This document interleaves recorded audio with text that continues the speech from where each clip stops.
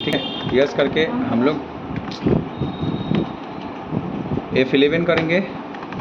F11 के बाद हम लोग यहाँ पे जाएंगे, वाई करके इंटर, दूसरा वाई करके इंटर, तीसरा वाई करके इंटर, तीनों को हम लोग यस करके सेव कर लेंगे। तो आपको यहाँ पे डेबिट नोट और क्रेडिट नोट ओपन हो जाएगा। ठीक है, तो अब डेबिट नोट करने के लिए हमने बताया कि अकाउंटिंग वाउचर पे जाएंगे और अकाउंटिंग वाउचर के बाद डेबिट नोट पे जाएंगे, यही ना बताया मैंने। इसको ओपन करने के लिए ये मैंने बता दिया। इसका शॉर्टकट की जो होता है Ctrl+CTRL, Ctrl+F9, Ctrl+F9, खाली F9 नहीं की करें। ठीक है, अगर ज़्यादा समझना है तो समझ लो। यहाँ पे थोड़ा सा ध्यान से देखोगे, अगर बिना अंडरलाइन का है, इसमें अंडरलाइन है ना, अगर बिना अंडरलाइन का है तो डायरेक्ट F9 करोगे तो परचेज खुल जाएगा।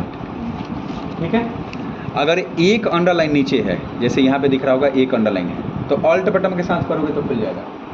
अगर डबल अंडरलाइन नीचे है तो कंट्रोल बटन के साथ करोगे तो खुल जाएगा। ठीक है, दिमाग में बैठ जाएगा ये। अगर सिंगल है, बिना अंडरलाइन का है, तब तो डायरेक्ट खुल जाएगा।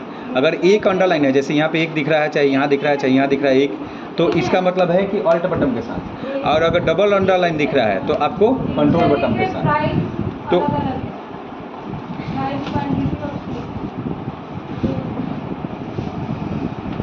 कौन सा करना है हम लोगों को? Debit note. अब इसमें मैं एक लिख दे रहा हूँ कि डेबिट नोट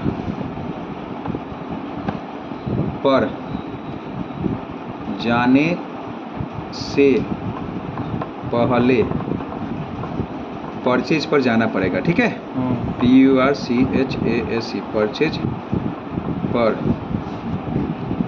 जाना पड़ेगा। ठीक है, मतलब डेबिट नोट करने से पहले, ये नहीं कि आप पेमेंट पे हैं तो डायरेक्ट डेबिट नोट खोल देंगे। ठीक है, नहीं होगा, आपको पहले परचेज पे जाना पड़ेगा तब डेबिट नोट करेंगे। ठीक है, समझ में रहा है? तो पहले परचेज पे जाके डेबिट नोट करेंगे। अब डेबिट नोट ऐसे खुल जाएगा। खुलने के बाद और डेबिट नोट पर जाने से पहले परचेज पर जाना पड़ेगा, फिर डेबिट नोट। ठीक है, फिर डेबिट नोट। अब यहाँ पे आपसे मांगेगा नेम, सॉरी नेम नहीं, इसमें इनवॉइस नंबर।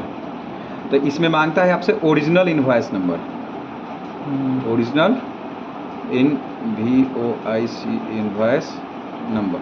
अब ओरिजिनल इनवॉइस नंबर मतलब जिसको जब हम लोग बेचे थे या खरीदे थे,